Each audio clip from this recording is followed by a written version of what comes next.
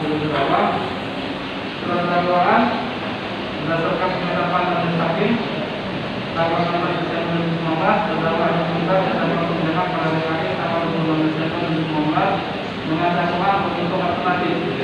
Yang pertama, perbuatan terdakwa tanggal 12 Februari nomor 3199 tentang perbuatan bersama korupsi untuk terdakwa nomor 20/2021 yaitu pasal 55 dan 1 untuk pasal 4 atau dakwaan kedua perbuatan terdakwa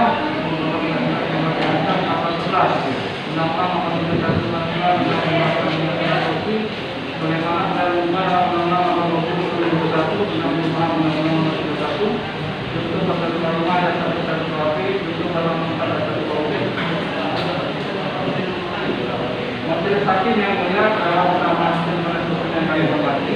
Fakta-fakta yang terungkap dalam sidang secara berturut-turut berupa keterangan saksi, surat, petunjuk dan keterangan terdakwa serta barang bukti yang masing-masing sebagai berikut.